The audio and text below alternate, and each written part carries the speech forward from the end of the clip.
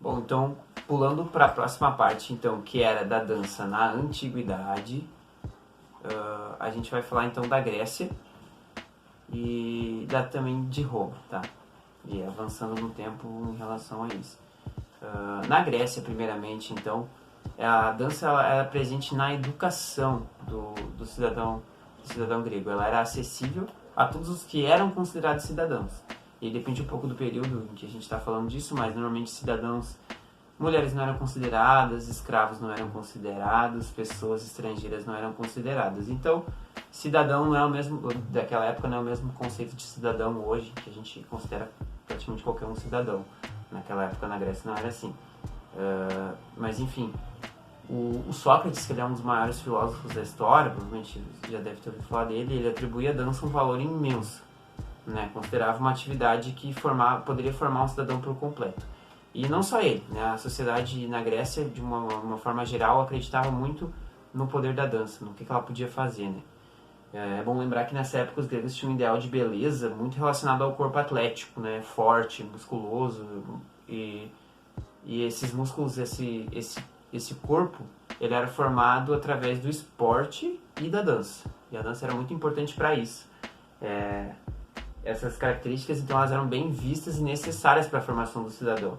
E essas danças também eram usadas até em treinamentos de guerreiros para a guerra. Então, a dança aí já tinha um motivo, né, totalmente diferente. Ela já buscava mais o desenvolvimento do corpo do que qualquer outra coisa, né? E aí já não tinha mais relação com religião, né? Era mais uma questão que era muito específica da sociedade deles, né?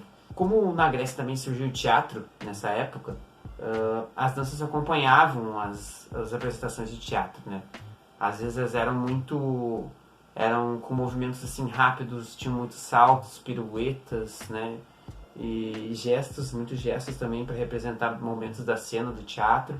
E elas eram sempre feitas em grupo, né? Então eram danças coletivas, normalmente as danças que acompanhavam as apresentações de teatro, né? No futuro, influenciados por esses gregos, os etruscos e os romanos, eles também vão ter representações de danças.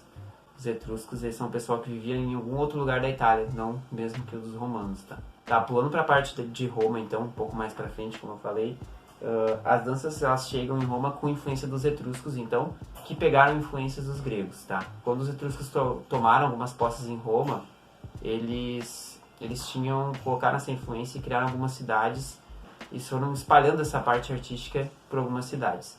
Só que o problema é que nessa época em Roma, que eram os séculos 7 e 6 a.C., as danças elas se destacavam em glorificar os reis, os impérios e os deuses da guerra. Então, assim, a dança em Roma já começa desde o começo já a glorificar questões de guerra e de batalha. Então, isso vai caminhando, vai se tornando um caminho em que a dança vai chegar no momento em que ela vai ser desprezada, porque como o cotidiano em Roma foi se tornando cada vez mais voltado para guerras e conquistas de território, Império Romano e coisa arada, não tinha espaço para arte nesse tipo de cenário, sabe? Porque não faria mais sentido.